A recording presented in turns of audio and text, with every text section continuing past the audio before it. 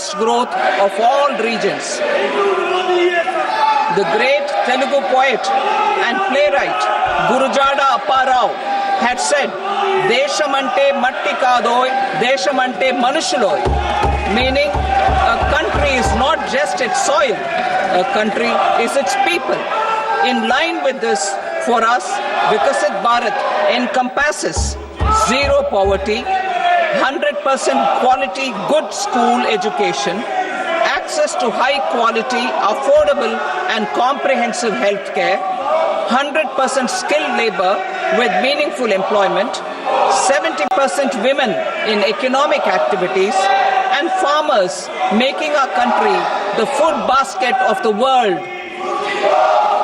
In this budget, the proposed development measures span 10 broad areas focusing on Garib, Youth, Annadata and Nari, spurring agricultural growth and productivity, building rural prosperity and resilience, taking everyone together on an inclusive growth path, boosting manufacturing and furthering Make in India, supporting MSMEs, enabling employment-led development, investing in people, economy and innovation, securing energy supplies, promoting exports and nurturing innovation.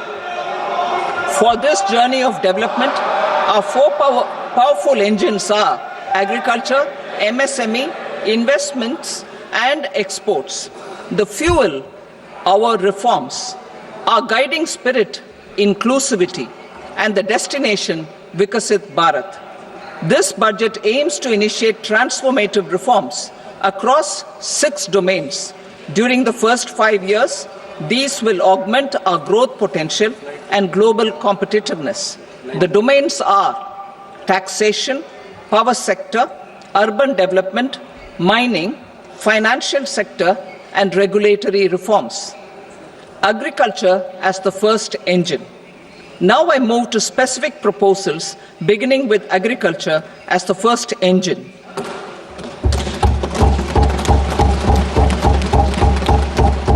Prime Minister Dhan Dhanya Krishi Yojana, Developing Agri-Districts Program. Motivated by the success of the Aspirational District Program, our government will undertake a Prime Minister Dhan Dhanya Krishi Yojana in partnership with states. Through the convergence of existing schemes and specialized measures, the program will cover 100 districts with low productivity, moderate crop intensity, and below average credit parameters. It aims to 1. Enhance agricultural productivity, 2. Adopt crop diversification and sustainable agricultural practices, 3. Augment post-harvest storage at the panchayat and block level, 4. Improve irrigation facilities, and 5. Facilitate availability of long-term and short-term credit. This program is likely to help 1.7 crore farmers. Building rural prosperity and resilience. A comprehensive multi-sectoral rural prosperity and resilience program will be launched in partnership with the states. This will address underemployment in agriculture through skilling, investment, technology, and invigorating the rural economy. The goal is to generate ample opportunities in rural areas so that migration is an option but not a necessity. The program will focus on rural women, young farmers, rural youth, marginal and small farmers, and landless families. The details are in Annexure A. Domestic best practices will be incorporated, and appropriate technical and financial assistance will be sought from multilateral development banks. In phase 1, 100 developing agri-districts will be covered. Atmanirbharta in pulses. Our government is implementing the National Mission for Edible Oilseed for achieving Atmanirbharta in edible oils. Our farmers have the capability to grow enough for our needs and more. 10 years ago, we made concerted efforts and succeeded in achieving near self-sufficiency in pulses. Farmers responded to the need by increasing the cultivated area by 50%, and government arranged for procurement and remunerative prices. Since then, with rising incomes and better affordability, our consumption of pulses has increased significantly. Our government will now launch a 6-year mission for Atmanirbharta in pulses with a special focus on Tur, Urad and Masoor. Details are in Annexure B. Central agencies such as NAFED and NCCF will be ready to procure these 3 pulses as much as offered during the next 4 years from farmers who register with these agencies and enter into agreements. Comprehensive program for vegetables and fruits. It is encouraging that our people are increasingly becoming aware of their nutritional needs. It is a sign of a society becoming healthier. With rising income levels, the consumption of vegetables, fruits, and Sri Anna is increasing significantly. A comprehensive program to promote production, efficient supplies, processing, and remunerative prices for farmers will be launched in partnership with the states.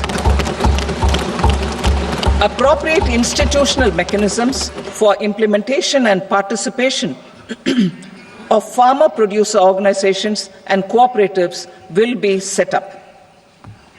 Makhana board in Bihar.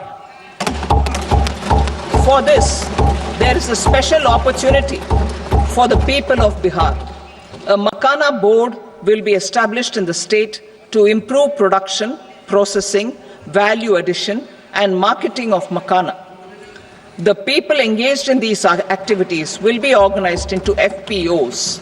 The board will provide hand-holding and training support to Makhana farmers and will also work to ensure they receive the benefits of all relevant government schemes. A national mission on high-yielding seeds will be launched, aimed at 1. Strengthening research ecosystem, 2. Targeted development and propagation of seeds with high yield, pest resistance, and climate resilience, and 3. Commercial availability of more than 100 seed varieties released since July 2024. India ranks second largest globally in fish production and aquaculture. Seafood exports are valued at 60,000 crore rupees.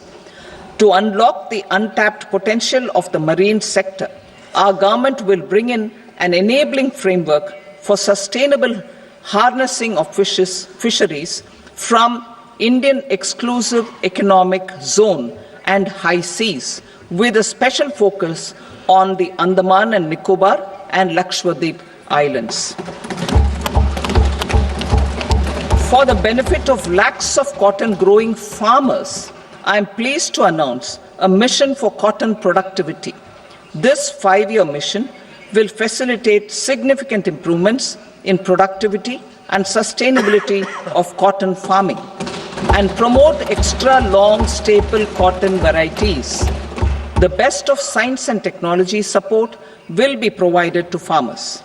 Aligned with our integrated 5F vision for the textile sector, this will help in increasing incomes of the farmers and ensure a steady supply of quality cotton for rejuvenating India's traditional textile sector.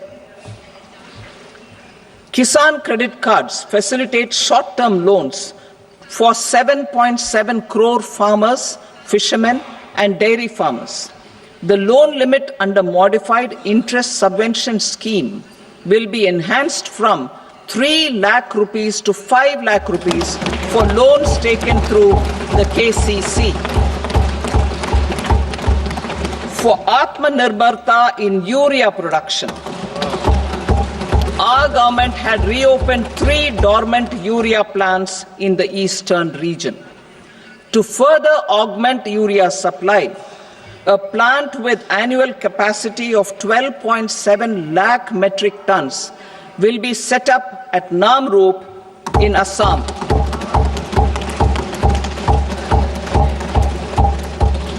India Post, with 1.5 lakh rural post offices, complemented by the India Post Payment Bank and a vast network of 2.4 lakh Dak Sevaks, will be repositioned to act as a catalyst for the rural economy.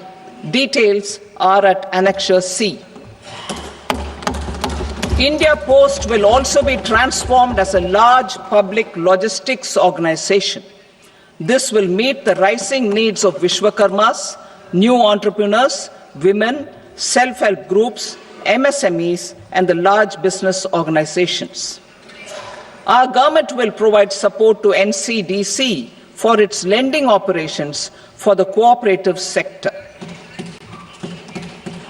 MSMEs as the second engine.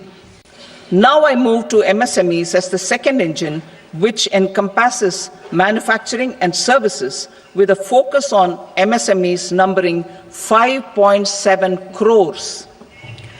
Currently, over 1 crore registered MSMEs, employing 7.5 crore people and generating 36% of our manufacturing, have come together to position India as a global manufacturing hub. With their quality products, these MSMEs are responsible for 45% of our exports. To help them achieve higher efficiencies of scale, technological upgradation, and better access to capital, the investment and turnover limits for classification of all MSMEs will be enhanced to 2.5 and 2 times respectively. This will give them the confidence to grow and generate employment for our youth. The details are given in Annexure D. To improve access to credit, the credit guarantee cover will be enhanced. First, for micro and small enterprises from 5 crore to 10 crore rupees, leading to additional credit of 1.5 lakh crores in the next 5 years. Second, for startups from 10 crore rupees to 20 crore rupees, with the guarantee fee being moderated to 1% for loans in 27 focus sectors which are important for Atmanirbhar Bharat.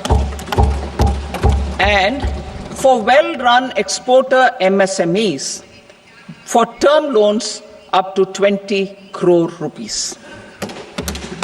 Also for the micro enterprises, we will introduce customized credit cards with a 5 lakh rupee limit for micro enterprises registered on Udyam portal. In the first year, 10 lakh such cards will be issued. Fund of funds for startups. The Alternate Investment Fund, AIFs, for startups have received commitments of more than 91,000 crores rupees. These are supported by the fund of funds set up with the Government of India's contribution of 10,000 crore rupees. Now, a new fund of funds with expanded scope and a fresh contribution of another 10,000 crore rupees will be set up. A new scheme will be launched for 5 lakh women, scheduled castes and scheduled tribes, first-time entrepreneurs. This will provide term loans up to 2 crore rupees during the next 5 years. The scheme will incorporate lessons from the successful Stand Up India scheme. Online capacity building for entrepreneurship and managerial skills will also be organized. Measures for labor-intensive sectors.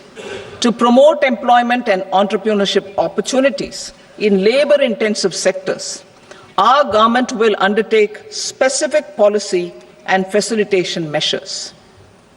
To enhance the productivity, quality, and competitiveness of India's footwear and leather sector, a focus product scheme will be implemented.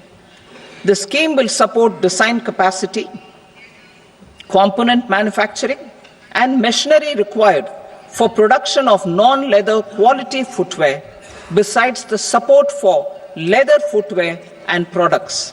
The scheme is expected to facilitate employment for 22 lakh persons, generate over 4 lakh crore rupees, and exports of over 1.1 lakh crore rupees. Measures for the toys sector. Building on the National Action Plan for Toys, we will implement a scheme to make India a global hub for toys.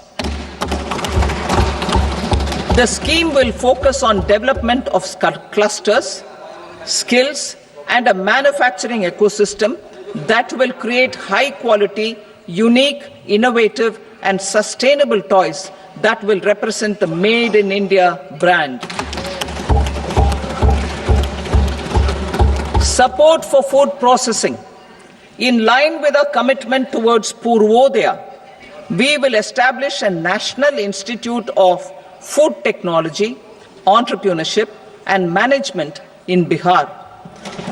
The institute will provide a strong fillip to food processing activities in the entire eastern region. This will result in 1. Enhanced income for the farmers through value addition to their produce, and 2. Skilling entrepreneurship and employment opportunities for the youth. Manufacturing mission, furthering Make in India. Our government will set up a national manufacturing mission covering small, medium, and large industries for furthering Make in India by providing policy support, execution roadmaps, governance, and monitoring framework for central ministries and states. Details are in Annexure E. Given our commitment to climate-friendly development, the mission will also support clean tech manufacturing. This will aim to improve domestic value addition and build our ecosystem for solar PV cells, EV batteries, motors and controllers, electrolyzers, wind turbines, very high voltage transmission equipment, and grid-scale batteries. Investment as the third engine. Now I move to investment as the third engine, which encompasses investing in people, investing in the economy, and investing in innovation. Investing in people. Saksham Anganwadi and Poshan 2.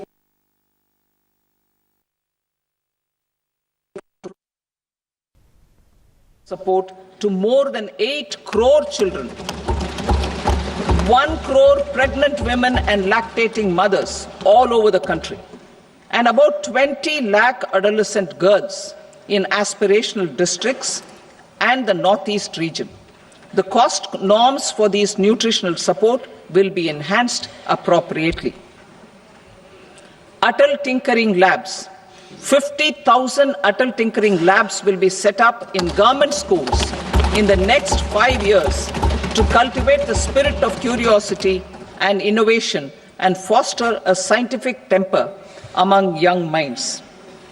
Broadband connectivity to government secondary schools and PHCs. Broadband connectivity will be provided to all government secondary schools and primary health centers in rural areas under the BharatNet project. Bharatiya Bhasha Pustak Scheme. We propose to implement a Bharatiya Bhasha Pustak scheme to provide digital form Indian language books for schools and for higher education. This aims to help students understand their subjects better and in their language. National Centers of Excellence for Skilling. Building on the initiative announced in the July 24 budget, 5 national centers of excellence for skilling will be set up with global expertise and partnerships to equip our youth with the skills required for Make for India, Make for the World manufacturing. The partnership will cover curriculum design, training of trainers, and a skill certification framework and periodic reviews. Expansion of capacity in IITs. Total number of students in 23 IITs has increased 100% from 65,000 to 1.35 lakh in the past 10 years.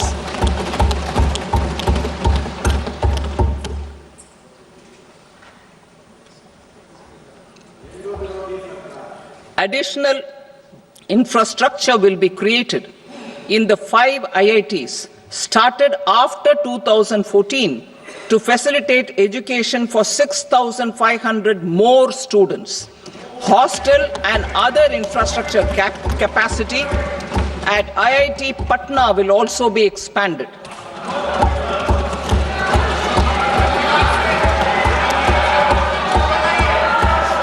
Center of Excellence.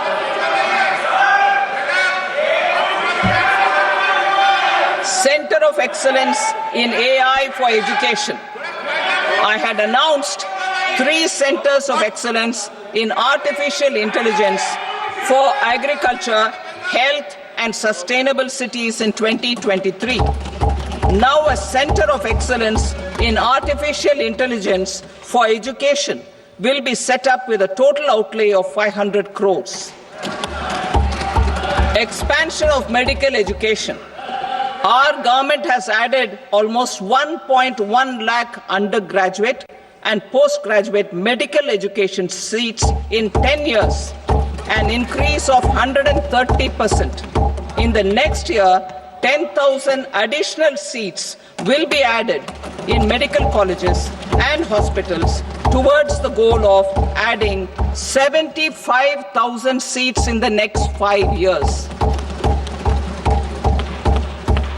Daycare cancer centers in all district hospitals.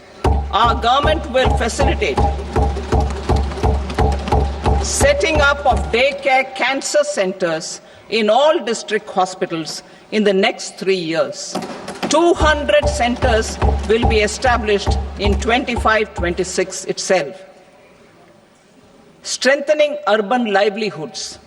Our government has been giving priority to assisting urban poor and vulnerable groups.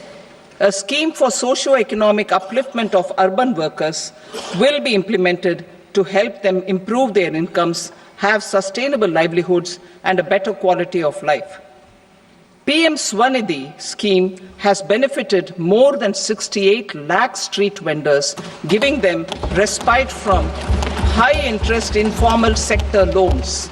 Building on this success, the scheme will be revamped with enhanced loans from banks, UPI-linked credit cards with 30,000 rupees limit, and capacity building support. Social Security Scheme for welfare of online platform workers. Gig workers of online platforms provide great dynamism to the new age services economy. Recognizing their contribution, our government will arrange for their identity cards and registration on the e-Shram portal. They will be provided healthcare under PM Jan Arogya Yojana. This measure is likely to assist nearly 1 crore gig workers.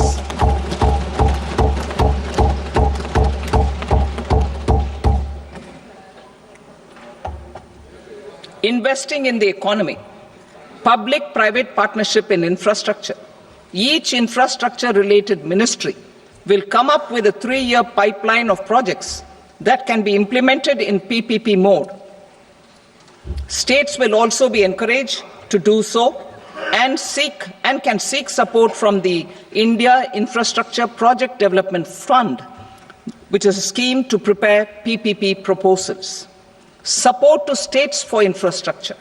An outlay of 1.5 lakh crore is proposed for the 50-year interest-free loans to states for capital expenditure and incentives for reforms.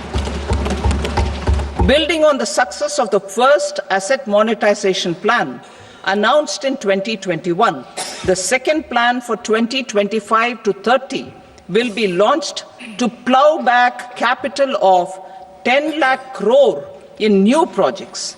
Regulatory and fiscal measures will be fine-tuned to support the plan. Jal Jeevan Mission. Since 2019, 15 crore households, representing 80% of India's rural population, have been provided access to portable tap water connections. To achieve 100% coverage, I am pleased to announce the extension of this mission until 2028 with an enhanced total outlay. The mission's focus will be on the quality of infrastructure and O&M of rural piped water supply schemes through Jan Bhagidari.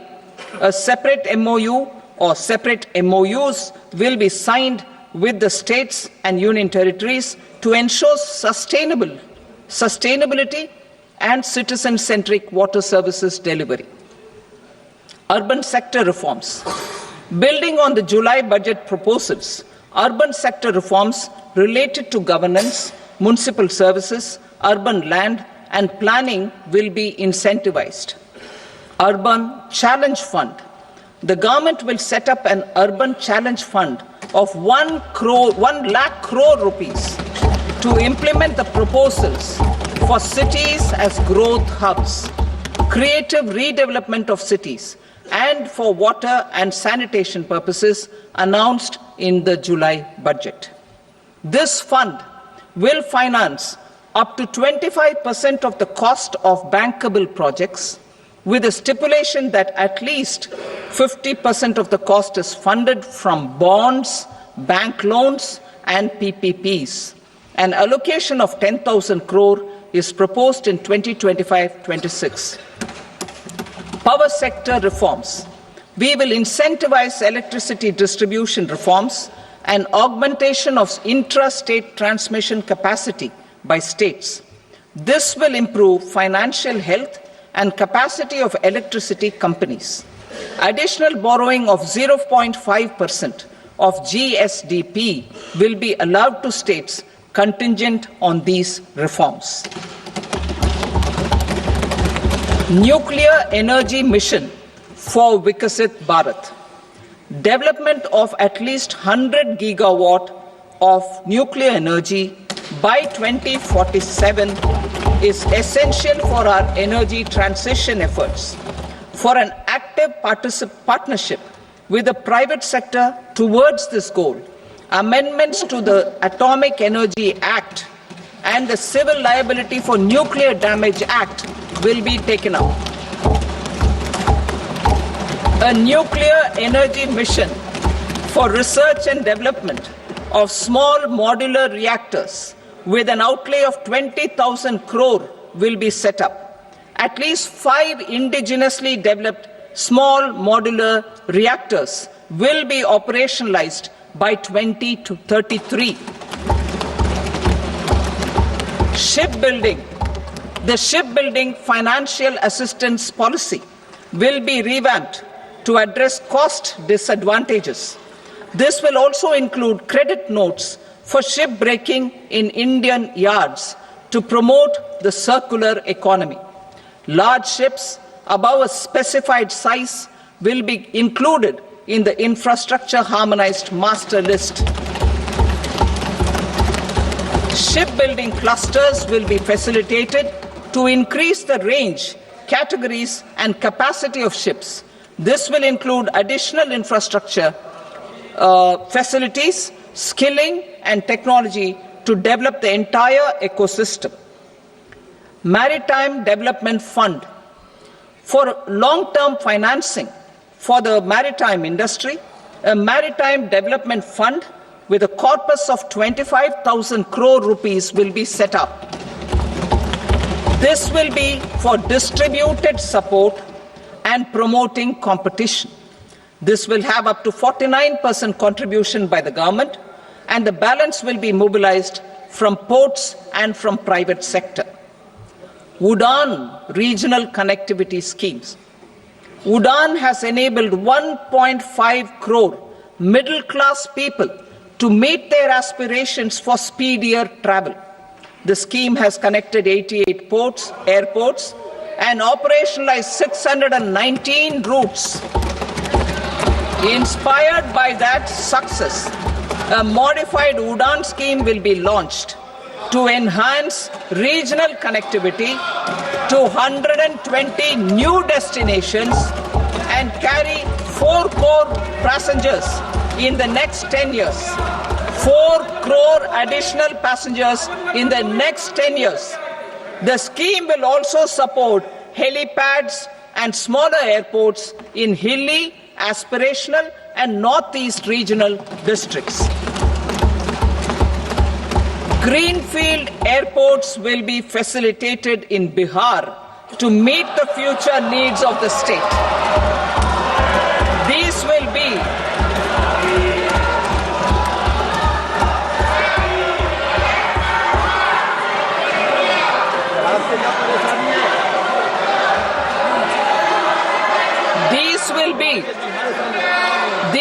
be in addition to the expansion of the capacity of Patna Airport and a brownfield airport in Beta.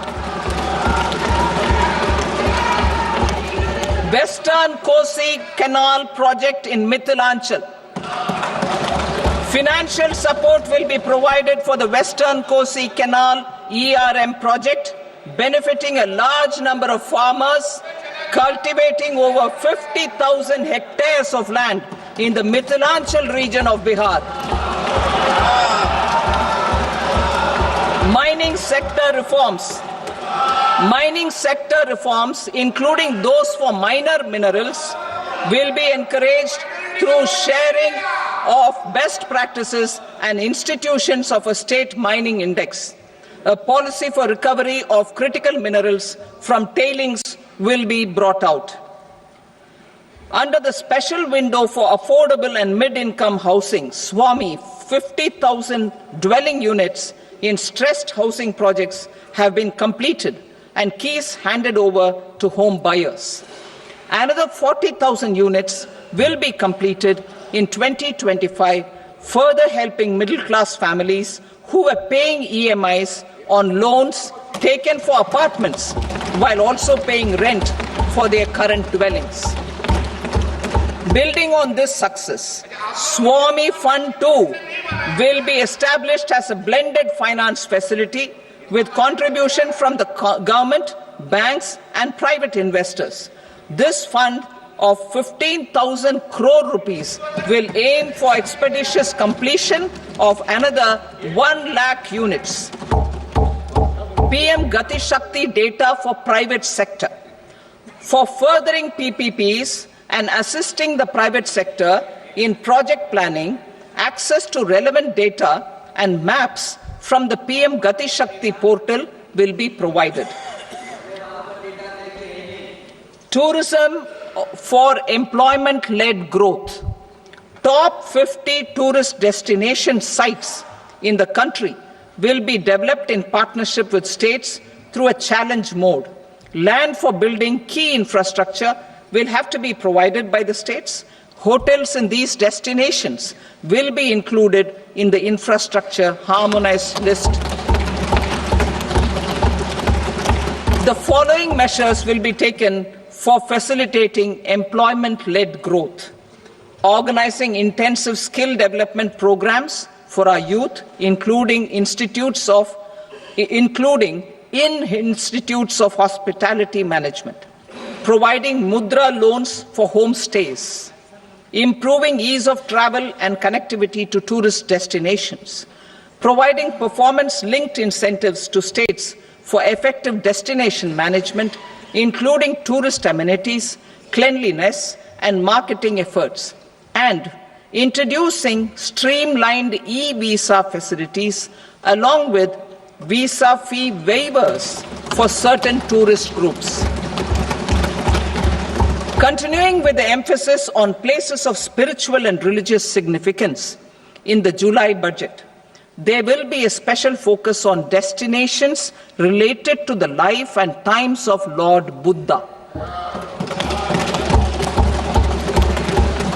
Medical tourism and Heal in India. Medical tourism and Heal in India will be promoted in partnership with the private sector, along with capacity building and easier visa norms. Investing in innovation. To implement private sector-driven research, development and innovation initiatives announced in the July budget, I am now allocating 20,000 crore rupees for this purpose. A deep tech fund of funds will also be explored to catalyze the next generation startups as a part of this initiative. In the next 5 years, under the PM Research Fellowship Scheme, we will provide 10,000 fellowships for technological research in IITs and IISc with enhanced financial support. The second gene bank with 10 lakh germ plasm lines will be set up for future food and nutritional security. This will provide conservation support to both public and private sectors for genetic resources. We will start a national geospatial mission to develop foundational geospatial infrastructure and data. Using PM Gati Shakti, this mission will facilitate modernization of land records, urban planning, and design of infrastructure projects. A Gyan Bharatam mission for survey, documentation, and conservation of our manuscript heritage with academic institutions, museums, libraries, and private collectors will be undertaken to cover more than 1 crore manuscripts. We will set up a national digital repository of Indian knowledge systems for knowledge sharing. Now I move to exports as the fourth engine. We will set up an export promotion mission with sectoral and ministerial targets driven jointly by the Ministries of Commerce, MSME, and Finance. It will facilitate easy access to export credit, cross-border factoring support, support to MSMEs to tackle non-tariff measures in overseas markets. A digital public infrastructure, Bharat Trade Net, for international trade will be set up as a unified platform for trade documentation and financing solutions. This will complement the Unified Logistics Interface platform. The BTN will be aligned with international practices. Support will be provided to develop domestic manufacturing capacities for our economy's integration with global supply chains. Sectors will be identified based on objective criteria. Facilitation groups with participation of senior officers and industry representatives will be formed for select products and supply chains. Through this, there are huge opportunities related to Industry 4.0, which needs high skills and talent. Our youth have both. Our government will support the domestic electronic equipment industry to leverage this opportunity for the benefit of our youth. A national framework will be formulated as guidance to states for promoting global capability centers in emerging Tier 2 cities. This will suggest measures for enhancing availability of talent and infrastructure, building bylaw reforms, and mechanisms for collaboration with industry. Our government will facilitate upgradation of infrastructure and warehousing for air cargo, including high-value perishable horticultural produce. Cargo screening and customs protocol will be streamlined and made user-friendly. Reforms as the fuel. Over the past 10 years, our government has implemented several reforms for convenience of taxpayers, such as faceless assessment, 2, taxpayer charter, 3, faster returns, 4. Almost 99% returns being on self-assessment. And 5. Vivad Se Vishwas scheme.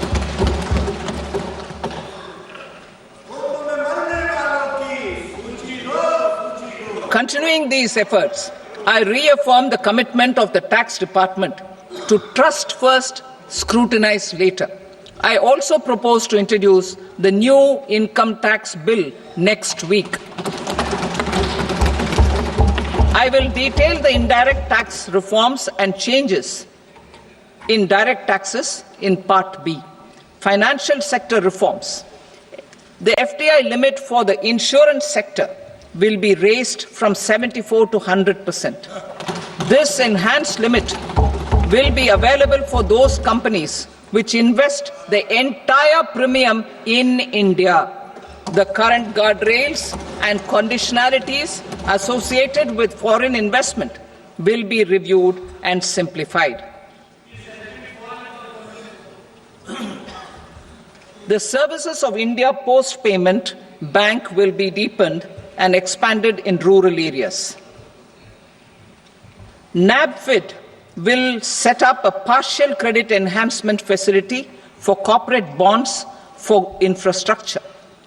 Public sector banks will develop Grameen Credit Score framework to serve the credit needs of SHG members and people in rural areas. A forum for regulatory coordination and development of pension products will be set up. To implement the earlier announcement on simplifying the KYC processes, the revamped Central KYC Registry will be rolled out in 2025. We will also implement a streamlined system for periodic updating.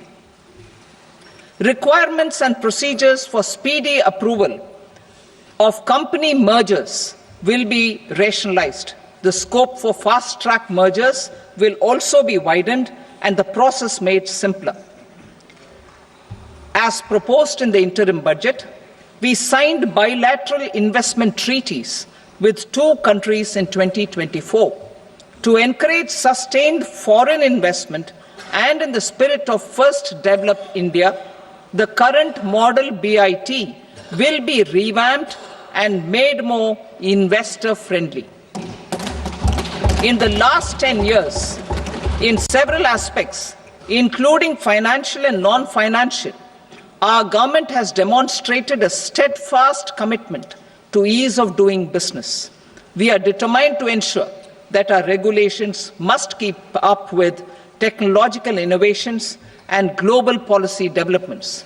A light-touch regulatory framework based on principles and trust will unleash productivity and employment. Through this framework, we will update regulations that were made under old laws. To develop this modern, flexible, people-friendly, and trust-based regulatory framework appropriate for the 21st century, I propose 4 specific measures. A high-level committee for regulatory reforms will be set up for a review of all non-financial sector regulations, certifications, licenses, and permissions. The committee will be expected to make recommendations within a year. The objective is to strengthen trust-based economic governance and take transformational measures to enhance ease of doing business, especially in matters of inspection and compliances. States will be encouraged to join in this endeavor. An investment friendliness index of states will be launched in 2025 to further the spirit of competitive, cooperative federalism. Under the Financial Stability and Development Council, a mechanism will be set up to evaluate impact of the current financial regulations and subsidiary instructions. It will also formulate a framework to enhance their responsiveness and development of the financial sector. In the Jan Vishwas Act 2023, more than 180 legal provisions were decriminalized. Our government will now bring up the Jan Vishwas Bill 2.0 to decriminalize more than 100 provisions in various laws. I now move to fiscal policy. In the July budget, I had committed to staying the course for fiscal consolidation. Our endeavour will be to keep the fiscal deficit each year such that central government debt remains on a declining path as a percentage of the GDP. The roadmap for the next 6 years has been detailed in the FRBM statement. Revised estimates for 2024-25. The revised estimate of the total receipts other than borrowings is 31.47 lakh crore rupees, of which the net tax receipts are 25.57 lakh crore rupees. The revised estimate of the total expenditure is 47.16 lakh crore rupees, of which the capital expenditure is about 10.18 lakh crore rupees. The revised estimate of the fiscal deficit is 4.8% of the GDP. Budget estimates for 25-26. Coming to 25-26, the total receipts other than borrowings and total expenditure are estimated at 34.96 lakh crore rupees and 50.65 lakh crore rupees respectively. The net tax receipts are estimated at 28.37 lakh crore rupees. The fiscal deficit is estimated to be 4.4% of GDP. To finance the fiscal deficit, the net market borrowings from dated securities are estimated at 11.54 lakh crore. The balance financing is expected to come from small savings and other sources. The gross market borrowings are estimated at 14.82 lakh crore rupees. I will now move to Part B. Indirect taxes. My proposals relating to customs aim to rationalize tariff structure and address duty inversion. These will also support domestic manufacturing and value addition, promote exports, facilitate trade, and provide relief to common people. Rationalization of customs tariff structure for industrial goods. As a part of comprehensive review of customs rate structure announced in July 2024 budget, I propose to 1. Remove 7 tariff rates. This is over and above the 7 tariff rates removed in 23-24 budget. After this, there will be only 8 remaining tariff rates, including 0 rate. 2. Apply appropriate cess to broadly maintain effective duty incidence, except on a few items where such incidence will reduce marginally. 3. Levy not more than 1 cess or surcharge. Therefore, I propose to exempt social welfare surcharge on 82 tariff lines that are subject to a cess. I shall now take up sector-specific proposals. To provide relief to patients, particularly those suffering from cancer, rare diseases, and other severe chronic diseases, I propose to add 36 life-saving drugs and medicines to the list of medicines fully exempted from basic custom duty.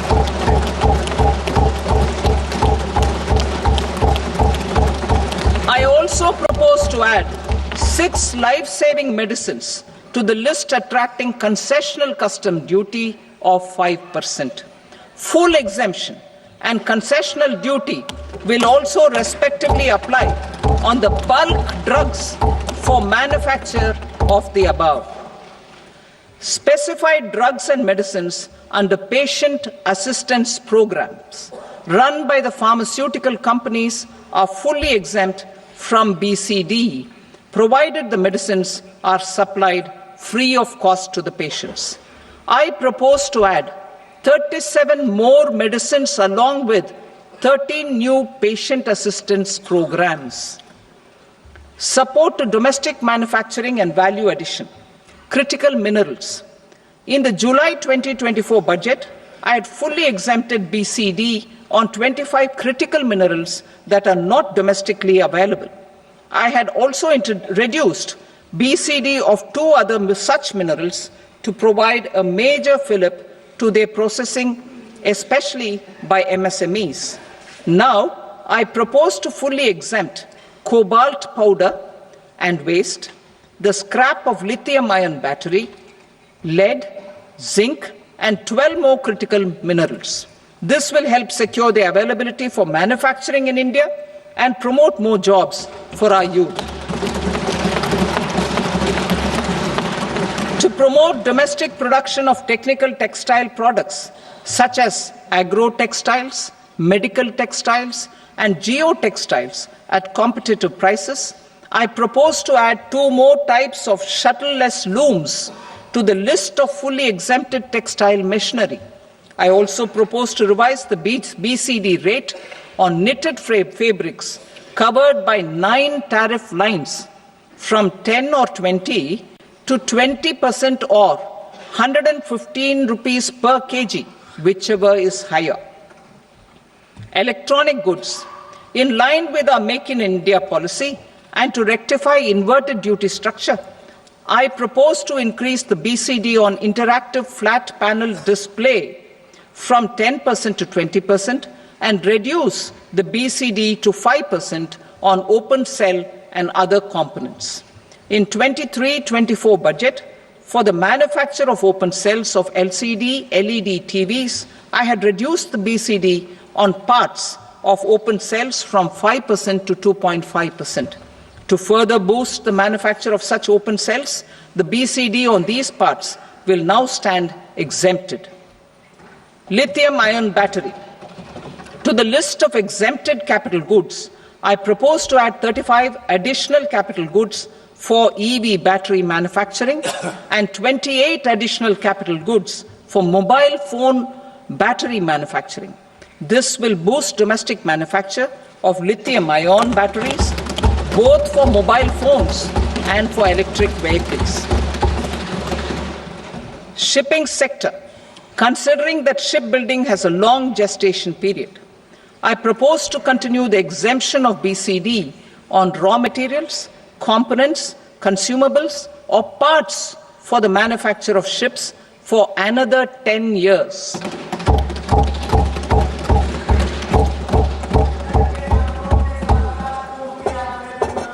I also propose the same dispensation for shipbreaking to make it more competitive. Telecommunication. To prevent classification disputes, I propose to reduce the BCD from 20% to 10% on carrier-grade Ethernet switches to make it at par with non-carrier-grade Ethernet switches. Export promotion. To facilitate exports of handicrafts, I propose to extend the time period for export from 6 months to 1 year, further extendable by another 3 months if required. I also propose to add 9 items to the list of duty-free inputs. Leather sector. I propose to fully exempt BCD on wet blue leather to facilitate imports for domestic value addition and employment. I also propose to exempt crust leather from 20% export duty to facilitate exports by small tanners. Marine products.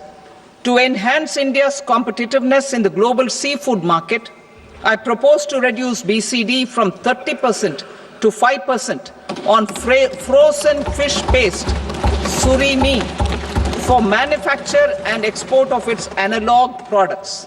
I also propose to reduce BCD from 15% to 5% on fish hydrolysates for manufacture of fish and shrimp feed.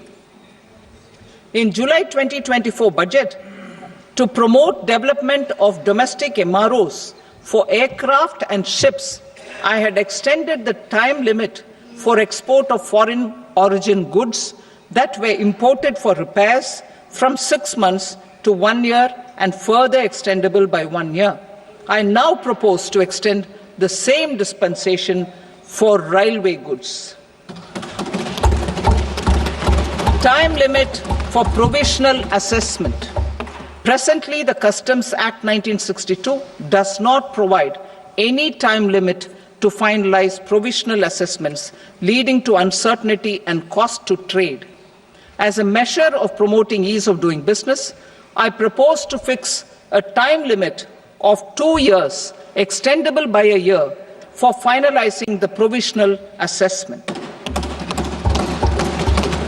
I propose to introduce a new provision that will enable importers or exporters, after clearance of goods, to voluntarily declare material facts and pay duty with interest but without penalty. This will incentivize voluntary compliance. However, this will not apply in cases where department has already initiated audit or investigation proceedings. For industry to better plan their imports, I propose to extend the time limit for the end use of imported inputs in the relevant rules from 6 months to 1 year.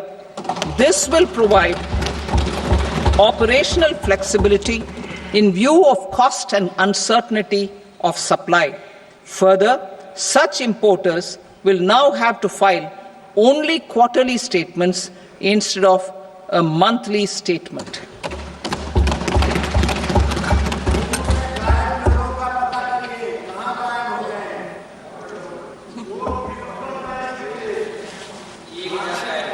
I now come to my direct tax proposals. In Part A, I have briefly underlined taxation reforms as one of key reforms to realize our vision of Vikasit Bharat. In respect of criminal law, our government had earlier ushered in Bharatiya Nyaya Sanhita, replacing Bharatiya Danda Sanhita. I am happy to inform this august House and the country that for new income tax bill will carry forward the same spirit of Nyaya in its drafting as well. The new bill will be clear and direct in text, with close to half of the present law in terms of both chapters and words. It will be simple to understand for taxpayers and tax administrators, leading to tax certainty and reduced litigation. Reforms, however, are not a destination. They are means to achieve good governance for our people and economy. Providing good governance primarily involves being responsive. The Tirukural captures this in verse 542, which reads, "Vaanokki vaazhum ulagallam, mannavan kol nokki vaazhum kudi," meaning, just as the living beings live expecting rains, citizens live expecting good governance. Our government is committed to keeping an ear to the ground and a finger on the pulse and responding while balancing our national building efforts.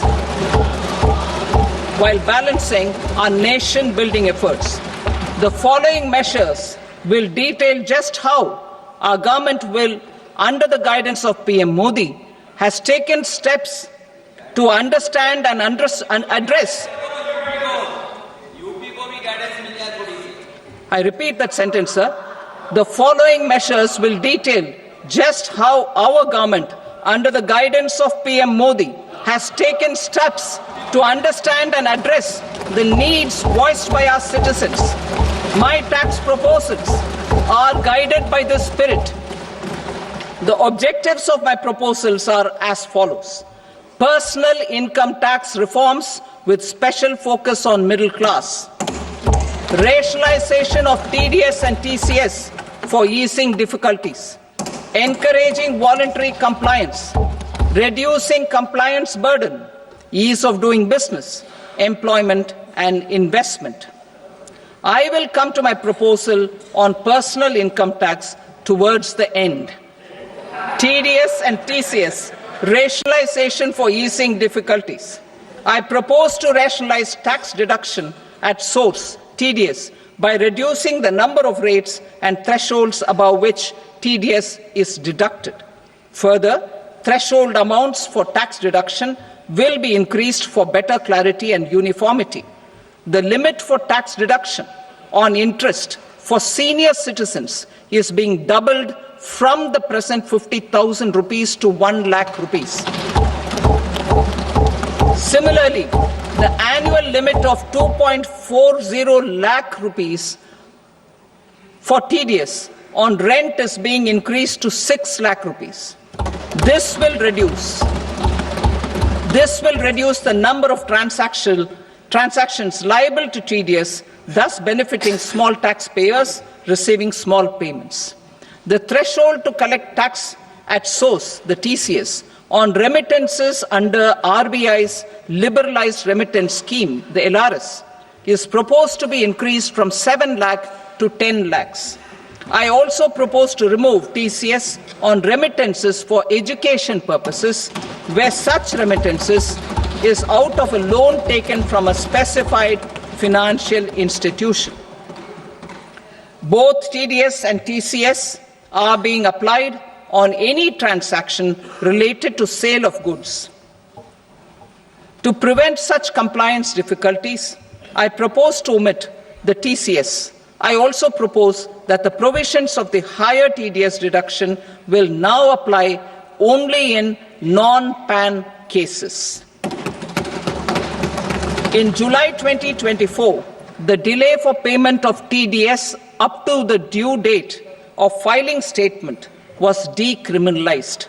I propose to provide the same relaxation to TCS provisions as well. The government under the leadership of Prime Minister Modi believes in Sabka Saath, Sabka Vikas, Sabka Vishwas and Sabka Prayas. In line with this, we brought in updated return facility in 2022 for voluntary compliance by taxpayers who had omitted to report their correct income. Our trust in taxpayers was proved right. Nearly 90 lakh taxpayers voluntarily updated their incomes by paying additional tax. Taking this trust further, I now propose to extend the time limit to file updated returns for any assessment year from the current limit of 2 years to 4 years. I propose to reduce the compliance burden for small charitable trusts and institutions by increasing their period of registration from 5 years to 10 years. It is also proposed that disproportionate consequences do not arise for minor defaults such as incomplete applications filed by charitable entities. Presently, taxpayers can claim the annual value of self-occupied properties as nil only on the fulfillment of certain conditions. Considering the difficulties faced by taxpayers, it is proposed to allow the benefit of 2 such self-occupied properties without any condition. To streamline the process of transfer pricing and to provide an alternative to yearly examination, I propose to introduce a scheme for determining arm's length price of international transaction for a block period of 3 years. This will be in line with global best practices. With a view to reduce litigation and provide certainty in international taxation, the scope of safe harbor rules is being expanded. A number of senior and very senior citizens have very old national savings schemes accounts. As interest is no longer payable on such accounts, I propose to exempt withdrawals made from NSS by individuals on or after 29th August 2024. I am also proposing to allow similar treatment to NPS Vatsalya accounts as is available to normal NPS accounts subject to overall limits. In my speech in July 2024, I had promised that all processes, including giving effect to appellate orders, shall be digitalized and made paperless. Over the next 2 years, So I'm happy to announce that digitalization is being made operational now. In July 2024, we brought in the Vivad Se Vishwas scheme to resolve income tax disputes pending in appeal. The scheme has received a great response, with nearly 33,000 taxpayers having availed of the scheme to settle their disputes. I have a few proposals to promote investment and employment. It is proposed to provide a presumptive taxation regime for non-residents who provide services to a resident company that is establishing or operating an electronics manufacturing facility. I further propose to introduce a safe harbor for tax certainty for non-residents who store components for supply to specified electronics manufacturing units. Presently, the tonnage tax scheme is available only to sea-going ships. The benefits of existing tonnage tax scheme are proposed to be extended to inland vessels registered under the Indian Vessels Act 2021 to promote inland water transport in the country. Extension for incorporation of startups. We continue to support the Indian startup ecosystem. I propose to extend the period of incorporation by 5 years to allow the benefit available to startups which are incorporated before 1/4/2030. In order to attract and promote additional activities in the IFSC, I am inter alia proposing specific benefits to ship leasing units, insurance offices, and treasury centers of global companies which are set up in IFSC. Further, to claim benefits, the cut-off date for commencement in IFSC has also been extended by 5 years to 31/3/2030. Category 1 and Category 2 AIFs are undertaking investments in infrastructure and other such sectors. I propose to provide certainty of taxation to these entities on the gains from securities, to promote funding from sovereign wealth funds and pension funds to the infrastructure sector. I propose to extend the date of making an investment by 5 more years up to 31st March 2030.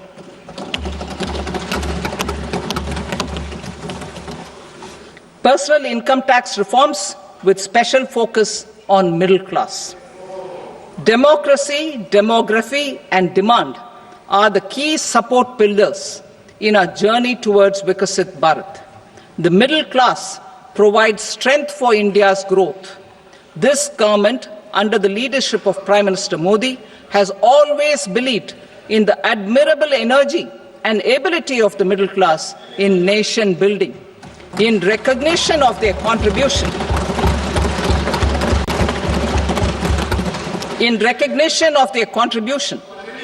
we have periodically reduced their tax burden. Right after 2014, the nil tax slab was raised to 2.5 lakhs of rupees, which was further raised to 5 lakh rupees in 2019 and to 7 lakh rupees in 2023. This is reflective of our government's trust on the middle class taxpayers. I am now happy to announce that there will be no income tax payable up to income of 12 lakh rupees.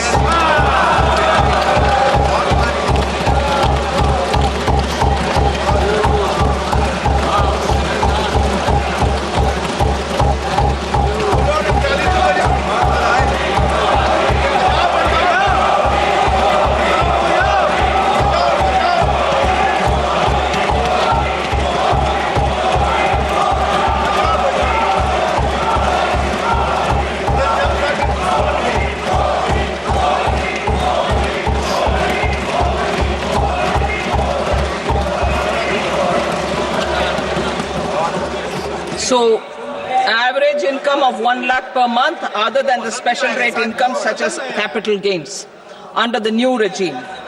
This limit will be 12.75 lakh for salaried taxpayers due to the standard deduction of 75,000. Slabs and rates are being changed across the board to benefit all taxpayers. The new structure will substantially reduce the taxes of the middle class and leave more money in their hands, boosting household consumption, savings, and investment.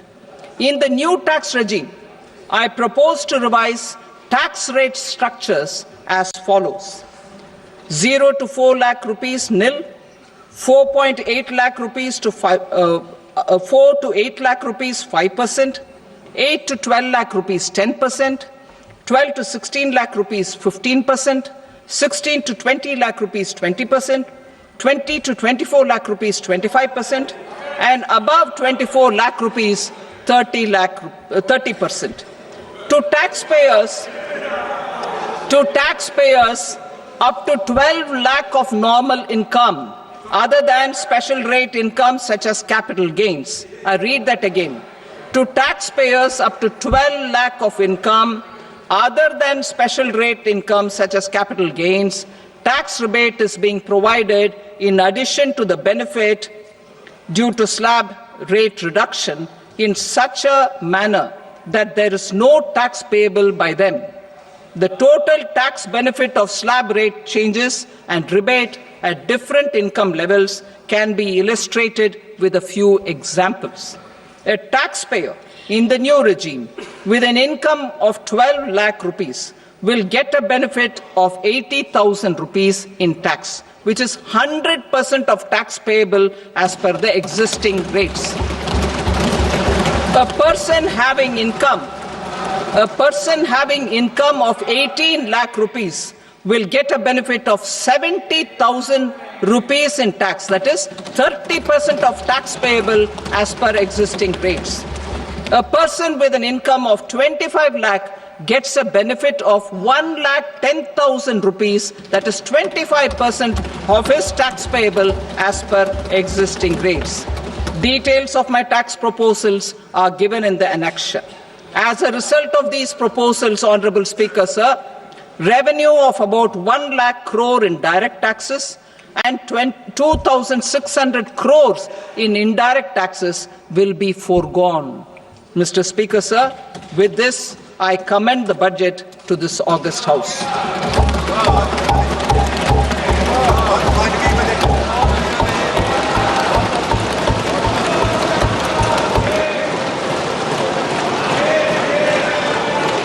Item number 2, Srimati Nirmala Sitharaman.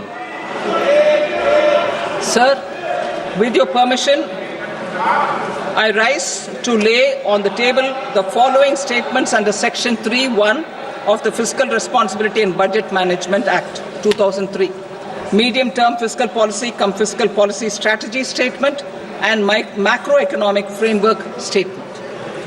Item number 3, Srimati Nirmala Sitharaman. Sir, with your permission, I rise to move for leave to introduce the Finance Bill 2025. प्रश्न ये है कि विधेयक को पुनर्स्थापित करने की अनुमति प्रदान की जाए। जो सदस्य इसके पक्ष में हाँ गए, जो सदस्य विरोध में ना गए, मेरे विचार में निर्णय हाँ वालों के पक्ष में हुआ, हाँ वालों के पक्ष में अनुमति प्रदान की जाती है। माननीय मंत्री जी, अब विधेयक को पुनर्स्थापित करें। Sir, I introduce the bill. Thank you. सभा की कार्रवाई सोमवार दिनांक 3 फरवरी 2025 को प्राप्त 11 बजे तक के लिए स्थगित की जाती है। तो देश का आम बजट पेश कर दिया वित्त मंत्री निर्मला सीतारमन ने। मोदी सरकार के तीसरे कार्यकाल का ये पहला बजट है जो अभी पेश किया है देश के वित्त मंत्री निर्मला सीतारमन ने। और इसी के साथ लोकसभा की कार्यवाही को स्थगित कर दिया है। स्पीकर ने कार्यवाही स्थगित करने का ऐलान कर दिया गया है।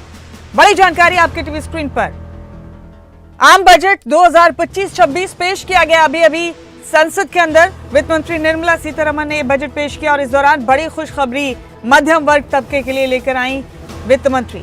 इसी के साथ लोकसभा की कार्यवाही को स्थगित कर दिया गया है सोमवार तक के लिए। अहम जानकारी आपके टीवी स्क्रीन पर। बजट में कई प्रावधान किए गए हैं और सबसे बड़ी राहत मध्यम वर्ग के नौकरी पेशा लोगों को दी गई है। अब 12 लाख रुपए तक की आमदनी पर उन्हें कोई टैक्स नहीं देना होगा। टैक्स फ्री किया गया है 12 लाख तक की आमदनी को। बड़ी जानकारी आपके टीवी स्क्रीन पर। लोकसभा की कार्यवाही को स्थगित कर दिया गया। इसी के साथ सोमवार सुबह 11 बजे कार्यवाही फिर से शुरू होगी। सुबह 11 बजे तक के लिए कार्यवाही को स्थगित कर दिया गया। तो कई बड़े ऐलान किए गए बजट के दौरान, और इस दौरान मध्यम वर्ग के लिए सबसे बड़ा ऐलान किया गया वित्त मंत्री की तरफ से 12 लाख तक की आमदनी पर कोई टैक्स नहीं होगा। टैक्स स्लैब में इस बदलाव पर जाहिर सी बात है राहत महसूस हुई होगी मध्यम वर्ग तबके को। बजट पेश कर दिया है वित्त मंत्री निर्मला सीतारमन ने। अभी बजट पेश किया गया उनकी तरफ से, और अब इसी के साथ लोकसभा की कार्यवाही को सोमवार सुबह 11 बजे तक के लिए स्थगित कर दिया गया। स्पीकर ने ऐलान किया। ये बड़ी जानकारी आपके टीवी स्क्रीन पर, और इसी के साथ ये अहम प्रावधान किए गए बजट के दौरान। मोदी को श्रीमती निर्मला सीतारमन जी को कि क्या शानदार बजट पेश किया है। पूरे भारत को बहुत सारी शुभकामनाएं। रवि किशन को आपने सुना, बजट की तारीफ करते नजर आए, और इस बीच ये बड़े ऐलान है बजट के दौरान जो किए गए वित्त मंत्री की तरफ से, वो भी आप देख पा रहे हैं हमारे टीवी स्क्रीन पर। इसके तहत एआई एजुकेशन के लिए 500 करोड़ रुपए की अलॉटमेंट की बात की गई है वित्त मंत्री की तरफ से। जब उन्होंने बजट पेश किया, उन्होंने भी कहा कि 3 एआई एक्सीलेंस सेंटर्स लगाए जाएंगे देश में। ई श्रम पोर्टल का गठन किया जाएगा, और सबसे बड़ा ऐलान मध्यम वर्ग के लिए उन्होंने किया है। इसके अलावा इंफ्रा डेवलपमेंट के लिए 1.5 लाख करोड़ के कर्ज की भी बात कही वित्त मंत्री ने। अर्बन चैलेंज फंड के लिए 1 लाख करोड़ की बात कही उन्होंने। Thing is that the access to startup credit, तो स्टार्टअप और एमएसएमई की लोन की जो सुविधाएं लोग प्रोवाइड करने के लिए अनाउंस किया है, वो भी स्टार्टअप्स को बहुत बेनिफिट करेगा। टैक्स स्लैब की यदि बात की जाए, इनकम टैक्स को लेकर जो घोषणा की गई, उस पर आपको क्या? इनकम टैक्स स्लैब के अंदर एक आम जन के मिडिल क्लास हाउस होल्ड के अंदर मनी इन हैंड बचेगा। तो मनी इन हैंड बचता है तो फिर आप इन्वेस्टमेंट्स एक्सपेंडिचर दोनों करते हैं, तो एक कंज्यूमर बेस्ड इकोनॉमी बनेगी तो देश की ग्रोथ के लिए फायदा होगा। कुल मिलाकर बजट का एक ओवरऑल व्यू की यदि बात की जाए तो किस प्रकार का बजट संक्षिप्त शब्दों में? बजट काफ़ी अच्छा अनाउंस किया है। बहुत टाइम से ये पर्सनल टैक्स स्लैब्स के लिए ऊपर सीमा बढ़ाने की बात कर रहे थे, तो इसके अंदर काफ़ी बड़ी छूट दी गई है, तो इससे कंज्यूमर इकोनॉमी काफ़ी बढ़ेगी, और मैं काफ़ी उत्साहित हूँ बजट देख के। शुभ नाम बता दीजिए। और आप होम स्टे के लिए मुद्रा ऋण, यात्रा और संपर्क में सुधार करने की बात कही वित्त मंत्री ने, और कहा कि वीजा शुल्क में भी छूट दी जाएगी। किसानों के लिए यूरिया की फैक्ट्री लगाई जाएगी। ये तमाम बड़े ऐलान हैं जो आज बजट के दौरान किए गए वित्त मंत्री की तरफ से। आईआईटी में 6500 सीटें बढ़ाई जाएंगी। आईआईटी पटना की क्षमता का विस्तार करेंगे। ये देखिए बजट से मुतालिक तमाम बड़ी बातें, तमाम हाइलाइट्स आपको बता रहे हैं। एआई एजुकेशन के लिए 500 करोड़ रुपए की अलॉटमेंट की बात की है वित्त मंत्री निर्मला सीतारमन ने। 3 एआई एक्सीलेंस सेंटर्स भी लगाए जाएंगे। ई श्रम पोर्टल का गठन किया जाएगा। इंफ्रा डेवलपमेंट के लिए 1.5 लाख करोड़ रुपए खर्च किए जाएंगे, और अर्बन चैलेंज फंड के लिए 1 लाख करोड़ खर्च किए जाएंगे। ये बजट 2025-26 पेश किया गया अभी वित्त मंत्री निर्मला सीतारमन की तरफ से। और बताते हैं आपको क्या सस्ता किया गया। अब देश में कैंसर की दवा के दाम घटेंगे। अब मेडिकल उपकरण भी सस्ते होंगे। इसके अलावा मोबाइल फोन सस्ते होंगे। क्या सस्ता होगा अब वो बता रहे हैं आपको। इलेक्ट्रॉनिक उपकरण भी सस्ते किए जाएंगे। इलेक्ट्रिक कार भी सस्ती होगी। इसके अलावा लिथियम आयन बैटरी भी सस्ती होगी। ये रिचार्जेबल बैटरी होती है जिसको सस्ती करने की बात की गई। चमड़े से बने सामान भी सस्ते होंगे, और बुनकरों के बनाए गए सामान भी अब सस्ते होंगे। गंभीर बीमारियों की 36 दवाएं ड्यूटी फ्री की गई हैं। कस्टम ड्यूटी से फ्री किया गया है गंभीर बीमारियों की 36 दवाओं। एलईडी और एलसीडी के दाम भी घटेंगे। ये वो तमाम चीजें हैं जो सस्ती होंगी, अब वो आपको बता रहे हैं। मेडिकल उपकरण और कैंसर की दवा सस्ती होगी। मोबाइल फोन भी सस्ते किए जाएंगे। एक बार फिर आपको बता रहे हैं, आम जनता से जुड़ी बड़ी खबर है आज की। इलेक्ट्रॉनिक उपकरण भी सस्ते होंगे। इलेक्ट्रिक कार भी सस्ती होंगी और लिथियम आयन बैटरी सस्ती होगी। Target on nuclear plants. So several important announcements there.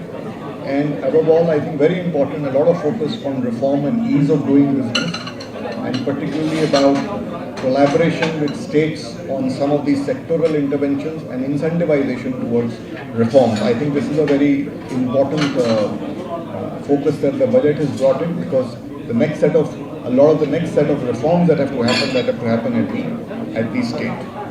And very importantly, this budget has also, given that consumption is 60% of the economy, of the GDP, it has also provided relief to the middle class on personal income tax, which is welcome. It should spur consumption going forward, and therefore a virtuous cycle of consumption, and therefore investments and employment. I think it's a very welcome step. And whilst all these investments have happened, many sectors have been touched, reform has been focused about, collaboration with states has been focused about. I think there are also a lot of reforms that have been brought in from an ease of doing perspective, from the taxation perspective. और मेरे साथ इस वक्त गुरदीप सिंह जी जुड़ चुके हैं, chartered accountant. Gurdeep जी, मेरी आवाज अगर आपको मिल रही है तो देश का आम बजट 2025-26 पेश किया अभी अभी वित्त मंत्री निर्मला सीतारमन ने। क्या कहेंगे आप, कैसा है ये बजट? हाँ जी, मैं अभी इस बजट के बारे में तो सिर्फ अभी थोड़ा सा डायरेक्ट टैक्स के ऊपर थोड़ा बोल देता हूँ जी, जिसमें कि हम सभी का उम्मीदें थी कि मिडिल क्लास को कुछ ना कुछ दिया जाए। तो एक जो सबसे बड़ी इसमें अच्छी बात करी गई है वो 12 लाख तक की जो न्यू टैक्स रिजीम में जो है इनकम में टैक्स फ्री, बेसिकली एग्जम्पशंस के बाद ये टैक्स फ्री हो जाएगी। और अगर हम उससे ऊपर भी जा रहे हैं तो जैसा कि सीतारमन जी ने विद एग्जाम्पल समझाया है कि अगर आपकी 12 से 18 लाख के करीब होती है तो भी आपको टैक्स सेविंग 70,000 की है, और अगर आप 25 लाख तक की भी इनकम ले रहे हैं तो आपका तकरीबन 1,10,000 के करीब आपको टैक्स सेविंग्स हो जाती है। अब इस बजट में और भी चीजें डायरेक्ट टैक्स की, अभी एक नया भी एक टैक्स बिल जो कह रहे हैं कि नेक्स्ट वीक में लेकर आएंगे, उसमें भी देखो नई चीजें होंगी क्या आती हैं। बाकी अगर मैं फाइनेंशियल स्ट्रक्चर या स्टेटमेंट्स के ऊपर बात करूं तो अभी भी जो उनका इनका फिस्कल डेफिसिट्स है उसको भी इन्होंने प्रोजेक्ट किया 4.8 जो अभी रिवाइज में आया था तो 4.4 पे उसको लेकर गए हैं, रिड्यूस करने की बात करी है। और रिसीट्स जो हैं जो अभी रिवाइज कैलकुलेशन थी 2024-25 की 31 लाख करोड़ की थी, जो अभी इन्होंने 34 लाख करोड़ की करी है। और एक जो दूसरी समझने वाली बात है कि ये टैक्स रिलीफ देने के बाद भी जो रिसीट्स में गवर्नमेंट जो एक्सपेक्ट कर रही है आने वाले समय में नेक्स्ट ईयर में, जो पिछले साल 25 लाख करोड़ का था उस पर ही 28 लाख करोड़ का, ये कैलकुलेशन एक बार देखनी पड़ेगी कि अगर टैक्स में रिलीफ भी दिया जा रहा है, इंपोर्ट ड्यूटीज वगैरह भी कुछ कम हुई है और कुछ में टैरिफ्स भी कम हुए हैं, उसके बाद भी ये जो सी रिसीट्स जो है from tax calculations 28 lakh crore कैसे होंगी। तो कुल मिलाकर आपको संतुष्ट करने वाला नजर आ रहा है ये बजट? हाँ, कुछ हद तक जो हमारे को था कि मिडिल क्लास के लिए, और जो बहुत ज्यादा कंप्लायंसेस वगैरह भी थी टीसीएस की, टीडीएस की, उनको भी उन्होंने थोड़ा सा रिफॉर्म करने की कोशिश करी है। अब जो ब्लूपर आता है तो देखते हैं कि उसमें क्या क्या बेनिफिट मिलती हैं। जैसे इंटरेस्ट को भी हम कह रहे हैं कि भाई 50 से 1 लाख तक के लिए टीडीएस हटा दिया है, रेंट का भी 2,40,000 से 6 लाख तक का विदाउट टीडीएस कर दिया है। रेमिटेंसेस का जो लोगों को बड़ी चिंता रहती थी, 7 लाख की रेमिटेंसेस होती थी तो टीसीएस कट जाता था, उसकी लिमिट भी 10 लाख कर दी है। और एजुकेशन के लिए जो रेमिटेंसेस होती थी उस पर भी कंफ्यूजन रहता था, अब उन्होंने ये कह दिया रेमिटेंसेस फॉर एजुकेशन के लिए आपको टीसीएस नहीं होगा प्रोवाइडेड वो लोन लेके हो। और कई टीसीएस थे जो मैन्युफैक्चरिंग और परचेज और सेल दोनों में थे, उसको भी उन्होंने हटाने की बात करी है जी। और सिर्फ एक जगह पे उन्होंने कहा कि वहीं पे टीडीएस या टैक्स रेट ज्यादा रहेगा जहाँ पे पैन नहीं होगा। और अगर मैं टैक्स की बात करूं तो रिवाइज्ड रिटर्न का भी जो अपडेटेड रिटर्न है उन्होंने पीरियड बढ़ाकर 2 से 4 साल का कर दिया जी। और एक और जो अच्छी बात उन्होंने करी है, जो चैरिटेबल ऑर्गेनाइजेशंस हैं जो या ट्रस्ट है, उनकी रजिस्ट्रेशन 5 साल के लिए होती थी, 5 साल के लिए फिर रिन्यूएबल होती थी, उसका पीरियड भी उन्होंने बढ़ा के 10 साल तक कर दिया। और एक और आम लोगों को जो बेनिफिट दिया कि पहले अगर किसी के पास 2 सेल्फ एक्यूपाइड प्रॉपर्टी होती तो आप एक ही सेल्फ एक्यूपाइड प्रॉपर्टी का बेनिफिट ले सकते थे, बाकी को आपके नोशनल वैल्यू के बेसिस पे टैक्स लगता था। वो भी उन्होंने 2 प्रॉपर्टीज के लिए अलाउ कर दिए। सीनियर सिटीजन्स के लिए भी उन्होंने एनएसएस और एनपीएस से विड्रॉल्स के लिए जो सा है, क्योंकि उसमें इंटरेस्ट पेबल नहीं है तो उसकी भी सुविधा उन्होंने दी है जी। और गुरदीप जी, अगले हफ्ते जो ये टैक्स बिल लाए जाने की बात की गई है, इसमें क्या किसी किस्म के कोई वेरिएशंस हो सकते हैं? इसको आम आदमी कैसे समझेगा? उसमें देखो, काफी समय से एक बात चल रही है डायरेक्ट टैक्स कोड की जी। तो मेरे को याद है, अब मैं 2013-14 से या उससे पहले से एक बार ये चर्चा में आया था, क्योंकि थोड़े से इसमें अब प्रेजेंट टैक्स में हम देखते हैं एक्ट में तो कई सेक्शंस हैं, उसके सब सेक्शन पे क्लॉसेस हैं। हम ये उम्मीद करके चल रहे हैं इसमें से ही काफी चीजें ली जाएंगी, लेकिन हो सकता है उसको सिंप्लीफाई किया जाएगा। और उसके बाद जब वो बिल पास होगा, उसके ब्लूप्रिंट्स आएंगे, उसके बाद हम उसके बारे में ज्यादा बोल पाएंगे। जी, बेहद शुक्रिया आपका गुरदीप जी इस बातचीत के लिए, इस अहम जानकारी के लिए भी। तो ये बजट पेश किया गया, आम बजट 2025-26 वित्त मंत्री निर्मला सीतारमन की तरफ से। बजट की खास बातें आपको बता रहे हैं। इस बीच चार्टर्ड अकाउंटेंट गुरदीप सिंह जी हमारे साथ जुड़े और उन्होंने भी संतोष व्यक्त किया इस पर कि मध्यम वर्ग के लिए जो टैक्स में छूट की बात कही गई है वित्त मंत्री की तरफ से, ये एक बड़ी एक्सपेक्टेशन पूरी हुई है, कहा जा सकता है, इसमें कोई दो राय नहीं है। और इस बीच अर्बन चैलेंज फंड के लिए 1 लाख करोड़ रुपए अलॉट करने की भी बात की गई है और बिहार में मखाना बोर्ड का प्रस्ताव दिया उन्होंने। मखाना बोर्ड बनाए जाने का प्रस्ताव बिहार में दिया गया। बजट पेश करने की शुरुआत में ही ये बड़ा ऐलान किया था वित्त मंत्री ने। और मेरे साथ हमारे आउटपुट इनपुट हेड कमल कौशिक इस वक्त जुड़ चुके हैं। कमल, आज पूरे देश को इंतजार था, आम बजट 2025-26 पेश करेंगे वित्त मंत्री, क्या तोहफा देश को मिलेगा? सबकी निगाहें टीवी स्क्रीन पर लगी हुई थी। सबसे बड़ी एक्सपेक्टेशन, सबसे बड़ी उम्मीद दरअसल मध्यम वर्ग को ही थी कि टैक्स में क्या छूट मिलेगी, 10 लाख तक की आमदनी पर छूट मिलेगी, ये तो उम्मीद थी। लेकिन उन्होंने बड़ा ऐलान किया है कमल, 12 लाख तक की आमदनी को टैक्स फ्री किया है। क्या कहेंगे आप, और खास तौर पर बजट को लेकर आज क्या आपकी राय? देखिए मुमताज, आपने भी बजट सुना, मैंने भी सुना, लेकिन अभी इसका आंकलन करना बाकी है कि बजट वाकई में जनहितकारी है, सभी वर्गों को ध्यान में रखकर बनाया गया है, या फिर इसमें कुछ कमियां हैं या खूबियां ही खूबियां हैं। ये चर्चा का विषय जरूर बनने वाला है, क्योंकि अभी सिर्फ बजट अपनी जुबानी निर्मला सीतारमण जो कि देश की वित्त मंत्री हैं, उन्होंने देश के सामने रख दिया है। अब टैक्स स्लैब की बात हो रही है, इसकी चर्चा सबसे ज्यादा हो रही है। लोग जैसे ही ये सुन पाए निर्मला सीतारमण की जुबान से कि 12 लाख रुपए तक की आय के लिए कोई टैक्स नहीं होगा, लेकिन इसमें कुछ ऐसे नियम कायदे हैं, कुछ ऐसी बातें हैं, कुछ ऐसे टेक्निकल चीजें हैं जिसे समझना जरूरी है। क्योंकि फिर लोग कहते हैं कि एक जो अब टैक्स स्लैब आप दिखा रहे हैं उसमें तो उसमें टैक्स लगा हुआ है, जैसे कि 4 से 8 लाख रुपए अभी 5% टैक्स लगेगा, ये बात है। ये बात आज क्लियर हो गई है, स्पष्ट हो गई है। लेकिन हाँ, 0 से लेकर 4 लाख रुपए तक की आय किसी की भी है तो कोई टीडीएस नहीं, कुछ नहीं, वो नील रहेगा, कोई भी इनकम टैक्स नहीं लगेगा। पहले 3 लाख रुपए तक का था, जहां तक मुझे ध्यान है, आपको भी ध्यान होगा। और 8 से 12 लाख रुपए तक का 10% इनकम टैक्स लगेगा, ये भी दर्शकों को हम बता दें। 12 से 16 लाख रुपए जिसकी आय है उसे 15% इनकम टैक्स देना पड़ेगा, ये भी बात है। 15 से ज्यादा जब इनकम होती है, 16 से 20 लाख रुपए तक के स्लैब में आप आते हैं तो 20% इनकम टैक्स देना पड़ेगा। इसके अलावा 20 लाख रुपए से 24 लाख रुपए की जिसकी सालाना आय है उसको देना पड़ेगा 25% इनकम टैक्स। और उसके बाद 24 लाख रुपए से जितनी भी आय है, 30 लाख है, 40 लाख रुपए सालाना है, कितनी भी है, तो उस पर आपको देना होगा 30% इनकम टैक्स। अब लोगों के, दर्शकों के मन में एक बात होगी कि 12 लाख रुपए तक का इनकम टैक्स नहीं है, किस तरह से नहीं है? ये ऐसे चंद सवाल है जो हमारे जो एक्सपर्ट हैं, जो चार्टर्ड अकाउंटेंट है, या जो एडवाइजर होते हैं, या जो अर्थव्यवस्था को समझते हैं, इनकम टैक्स स्लैब को समझते हैं, और चार्टर्ड अकाउंटेंट बेहतर तरीके से बता सकते हैं, क्योंकि सैलरीड जो पीपल होते हैं, लोग होते हैं, वो चार्टर्ड अकाउंटेंट के संपर्क में ज्यादा रहते हैं कि कैसे मेरा इनकम टैक्स बढ़ सकता है। आप जानते हैं मुमताज, हम भी जानते हैं।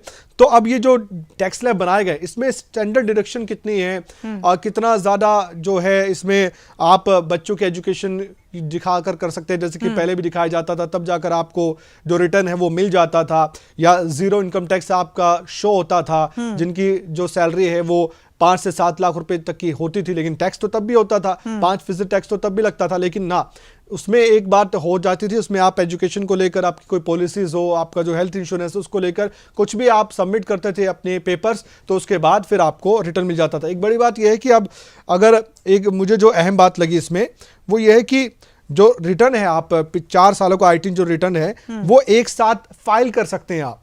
इसे समझना जरूरी है, और इसलिए हमारे जो एक्सपर्ट्स हैं हमारे साथ कुछ ही देर बाद जुड़ेंगे भी, तो हर वो सवाल जो दर्शकों के मन में है उसे हम जरूर सामने रखेंगे और उनके जवाब तलाशेंगे।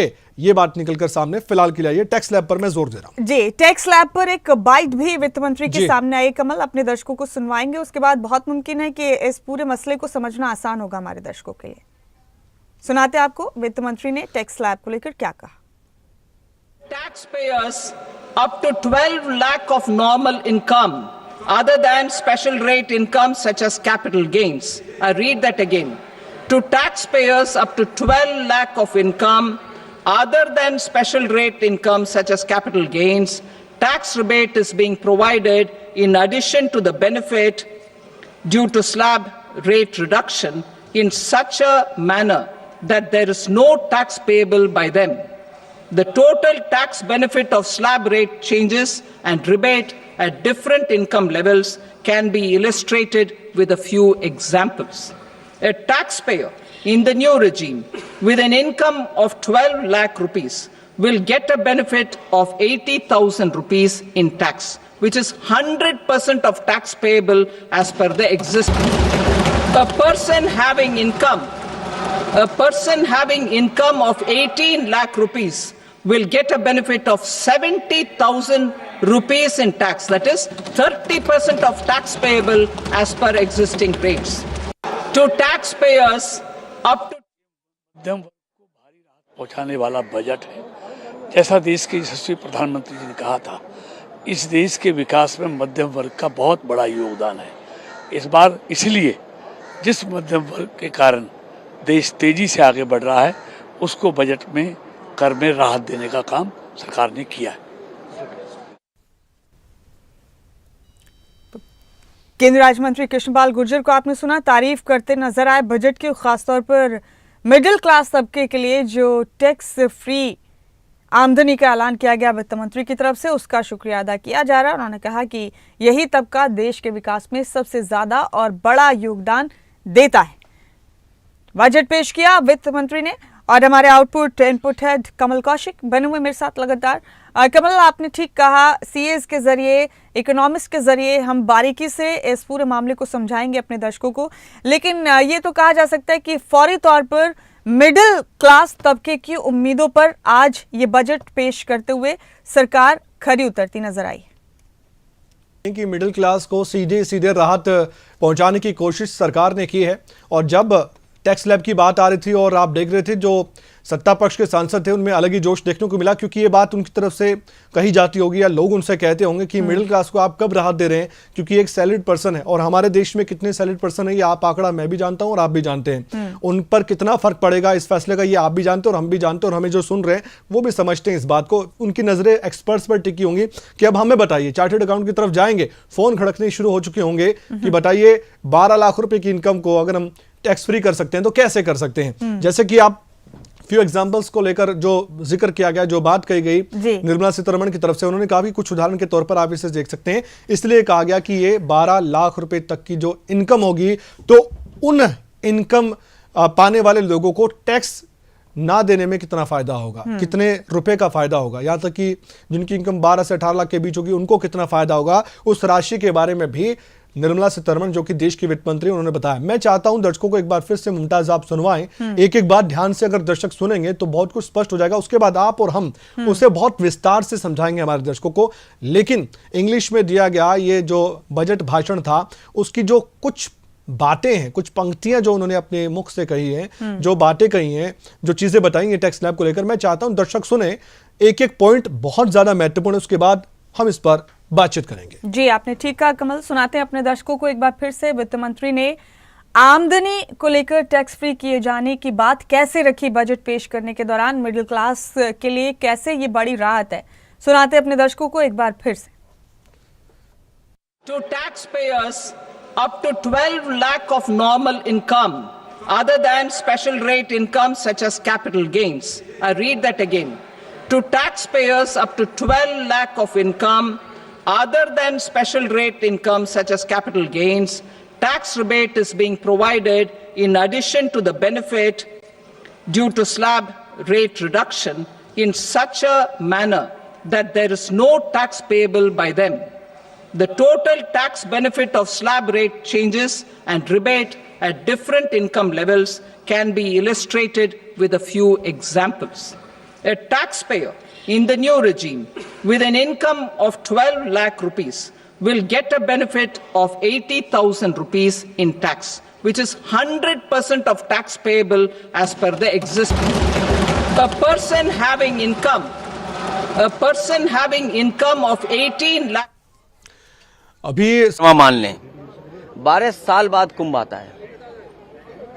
जो सरकार को आंकड़े देने चाहिए थे, हमारे लिए आज बजट के आंकड़ों से ज्यादा जरूरी है कि जिन लोगों की जान गई है वो आंकड़े। जो सरकार मरने वालों का आंकड़ा न दे सके, जो सरकार खोए लोगों का आंकड़ा न दे सके, जो खोया पाया केंद्र है उसमें बड़ी संख्या में लोग भटक रहे हैं। कुंभ में लोग अपने मोबाइल पे अपने परिवार के सदस्यों की तस्वीर लेकर के, कोई अपनी माँ की तस्वीर लेकर के, कोई अपने बेटे की तस्वीर लेकर के, कोई अपने परिवार के सदस्य की तस्वीर लेकर के कुंभ में लोग भटक रहे हैं, लेकिन सरकार उसकी जानकारी के लिए कोई इंतजाम नहीं किया है। जो आंकड़े बताए जा रहे हैं जान जाने के, वो झूठे आंकड़े हैं। जिस सरकार को 17 घंटे से ज्यादा लग गया हो जानकारी देने के लिए कि वहां पर भगदड़ हुई है, लोगों की जान गई है, और जब हम और आप लोग बात कर रहे हैं 100 घंटे से ज्यादा हो जाएंगे। लोग जो स्नान लेना चाहते थे, कुंभ में स्नान नहीं करा पाई सरकार। लोग त्रिवेणी में जाते हैं स्नान के लिए, स्नान नहीं करा पाई।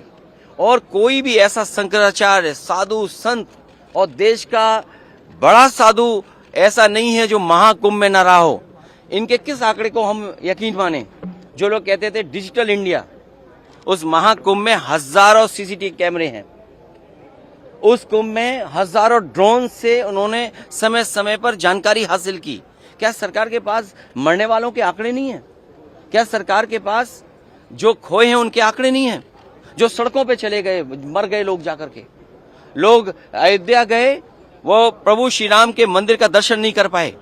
जो लोग बनारस गए उसका दर्शन नहीं कर पाए। सड़कों पे रातें गुजारी हैं लोगों ने। सुनो, ये वर्ल्ड की इकोनॉमी 5th लार्जेस्ट से 3rd लार्जेस्ट ले जाना चाहते हैं। जो सड़कों पर लोग सोए हैं 12-12 घंटे, एक दिन, 2-2 दिन। कई लोग जो बाहर से चल करके अपने इंतजाम से आए थे, आप पता कर लीजिए प्रयागराज से अयोध्या जाने में कितना समय लगा है लोगों को। 12 घंटे, 16 घंटे, एक दिन लगा है। कोई दर्शन नहीं कर पाया। कोई बनारस गया, गाड़ियां आने नहीं दी किसी की। अगर बनारस तो आपने सुना, समाजवादी पार्टी के अध्यक्ष अखिलेश यादव को पूरी तरह से नाराज नजर आए, बहुत ऑफेंडेड थे और ये भी कहते नजर आए कि बाकी चीजों के लिए वक्त नहीं है, अभी प्रयागराज में क्या हुआ उसके सही आंकड़े पेश करे सरकार। कमल, आपके पास आना चाहती हूँ। बजट पर कोई प्रतिक्रिया किसी तरह से अखिलेश यादव ने नहीं दी। उन्होंने सिर्फ ये कहा कि ये वक्त इन बातों का है ही नहीं, पहले आंकड़े